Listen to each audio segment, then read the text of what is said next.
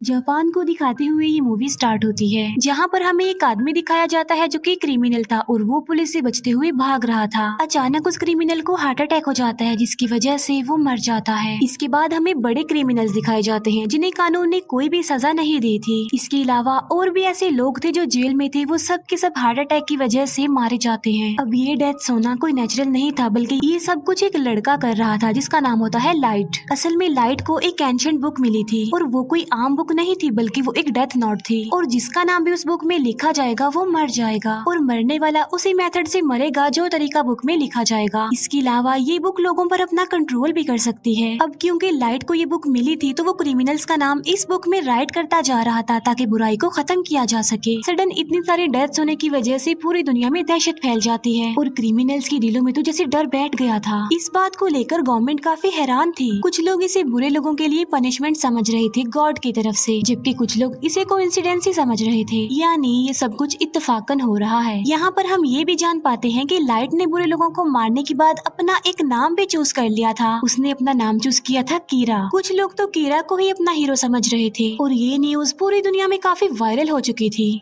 इसके बाद हमें लाइव न्यूज पर एक क्रिमिनल दिखाया जाता है जिसने एक फैमिली को प्रिजनर बना लिया था। लाइट समेत सभी लोग इस न्यूज को देख रहे थे। लाइट के हाथ में उस वक्त वो डेथ नोट भी थी। थोड़ी देर के बाद ये न्यूज दिखाई जाती है कि अचानक से उस क्रिमिनल की डेथ हो गई है। कीरा यानी लाइट इस पार्ट में भी एक स्टूडेंट ही दिखाया गया है जो कि लॉ का स्टूडेंट है। कीरा की एक बेस्ट फ्रेंड होती है जिसका नाम होता है मीसा और उन दोनों का रिलेशनशिप काफी अच्छा था। कॉलेज में लाइट मीसा को अपने बारे में बताता है कि एक रात में एक बार में गया और उस बार में क्रिमिनल्स भी थे, यानी किलर, चोरी करने वाले एक्सेट्रा। लाइट वहाँ पर कुछ क्रिमिनल्स की बातें सुनता है जो क्राइम करने के बावजूद भी खुश थे क्योंकि उन्हें सजा नहीं हुई थी और वो क्रिमिनल्स लाइट के साथ भी मिसबिहेव करते हैं, लेकिन लाइट चाहते हुए भी उनका कुछ नहीं कर सकता था और फिर बेबस लाइट बार से बाहर आ जाता है और वो अपनी लॉ की बुक को फेंक देता है, ये सोचते हुए कि ये बुक बेकार है, उसके किसी काम की नहीं, क्योंकि इस बुक के होने के बावजूद भी वो किसी को इंसाफ नहीं दिला सकता था। लेकिन उसकी लाइफ उस वक्त पलट जाती है जब उसे ये डेथ नोट मिलती है और ये बुक लाइट को एक जमीन पर पड़ी हुई मिलती है और हैरत की बात तो ये है कि बुक के अलावा हर तरफ बारिश पड़ रही थी। इसके बाद लाइट उस बुक को लेकर घर आ जाता है। लाइट अपनी फ्रेंड मीसा से ये सारी बातें शेयर कर रहा था, लेकिन मीसा को वो बुक के बारे में नहीं बताता क्योंकि लाइट किसी से भी अपना ये सीक्रेट शेयर नहीं करता था। लाइट को जब ये बुक मिली थी तब वो इसकी रियलिटी के बारे में कुछ नहीं जानता था कि ये बुक, ये डेथ नोट आखिर है क्या। लेकिन लाइट इस बुक के रूल्स पढ़ लेता है, यानी रूल्स के अकॉर्डिंग जिसका नाम इस बुक पर लिखा जाएगा वो मर जाएगा। इसके अलावा नाम लिखने का मेथड, मौत आने का मेथड सब मेंशन होते हैं उस पर। फिर लाइट टीवी पर एक क्रिमिनल के बारे में न्यूज देखता है, तब वो इस बुक को चेक करने के लिए उस क्रिमिनल का नाम इस बुक में लिख देता है। इसके बाद रात गुजर जाती है और सुबह को हम लाइट को देखते हैं जो कि न्यूज़पेपर पढ़ रहा होता है। वो देखता है कि जिस क्रिमिनल का नाम कल रात उसने डेथ नोट में लिखा था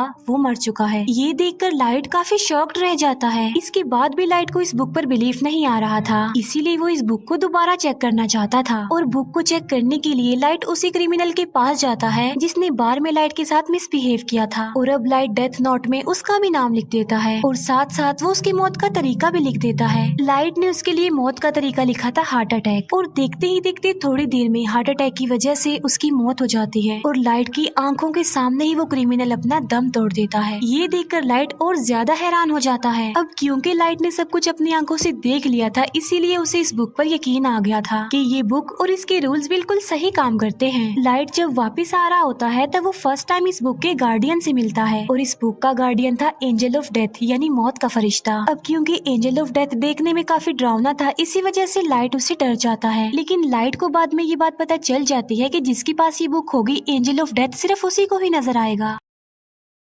एंजल ऑफ डेथ लाइट को सारी बात डिटेल में समझाता है। फिर हम जापान के कुछ पुलिस ऑफिसर्स को देखते हैं जो इन अचानक हुई डेथ्स पर बात कर रहे थे। पुलिस भी ये बात नोटिस करती है कि मरने वाले सिर्फ क्रिमिनल्स हैं। इसके अलावा पुलिस के जहन में और बहुत सारी बातें आ रही थी कि आखिर ये कीरा चाहता क्या है, क्या सच में एग्जिस्ट करता भी है या नहीं। और कीरा कोई हीरो नहीं है बल्कि वो एक क्रिमिनल है, क्योंकि जो कुछ भी हो रहा था वो भी तो एक क्राइम ही था ना। इसके बाद हमें लाइट के फादर दिखाए जाते हैं जो कि एक डिटेक्टिव थे और वो ही इस केस को हैंडल कर रहे थे और उनका मिशन था कीरा तक पहुंचना, क्योंकि कीरा किसी के भी कंट्रोल में नहीं था और सबको बेमौत ही मारता जा रहा था और ऐसा करते करते तो वो सबको ही मार डालेगा। लाइट के फादर अपने सीनियर्स को कहते हैं कि ये केस काफी कॉम्प्लिकेटेड है, इसीलिए इस केस को स्टडी करने के लिए एक इंटेलिजेंट डिटेक्टिव हमारी हेल्प करेगा और इस डिटेक्टिव का नाम है एल, जो कि लाइव इस केस को हैंडल नहीं करेगा बल्कि सिर्फ इंटरनेट के थ्रू ही उन लोगों की आपस में बात होगी। एल का असली नाम ना तो कोई जानता था और ना ही किसी ने उसकी शक्ल देखी हुई थी। यहाँ पहले ही एल ने कीरा के बारे में काफी इन्वेस्टिगेशन की हुई थी, जिसमें एल को काफी सक्सेस भी हुई। पहले तो कीरा पर कोई भी बिलीव नहीं करता था, लेकिन फिर एल ने सबको दिखाया कि जितनी भी डेथ्स हो रही हैं वो नेचुरल नहीं है, क्योंकि हर साल की निस्बत इस साल काफी ज्यादा लोगों की डेथ्स हुई थी और मोस्टली लोग हार्ट अटैक की वजह से ही मारे गए। और हैरत की बात तो ये है कि जो लोग हार्ट अटैक की वजह से मारे गए वो मेडिकली बिल्कुल नॉर्मल थे। लाइट को अपने पास इस बुक को रखे काफी टाइम हो गया था और लाइट इस बुक की वजह से काफी इंटेलिजेंट भी हो गया था। फिर हम देखते हैं एंजल ऑफ डेथ और लाइट को, जो कि एक दूसरे के काफी क्लोज थे, हर वक्त साथ रहते थे। क्रिमिनल्स को मारकर लाइट का कहना था कि वो फ्यूचर बदल देगा, यानी फिर दुनिया में कोई क्राइम नहीं होगा अगर क्रिमिनल्स मर जाएंगे तो। फिर तभी हम न्यूज पर देखते हैं कि एल सबके सामने आ जाता है, जहाँ पर वो कीरा को डिस्कस कर रहा होता है कि कीरा कोई हीरो नहीं है बल्कि वो एक किलर है और हम जल्द से जल्द कीरा को पकड़ लेंगे। ये बातें सुनकर लाइट को काफी बुरा फील होता है और इसीलिए वो एल को अपने रास्ते से हटाने के लिए और सबको ये बताने के लिए कि कीरा से टक्कर कोई अच्छी बात नहीं है, तो वो उस डेथ नोट में एल का नाम लिख देता है। और ऐसा होते ही टीवी वाले एल को अटैक हो जाता है और वो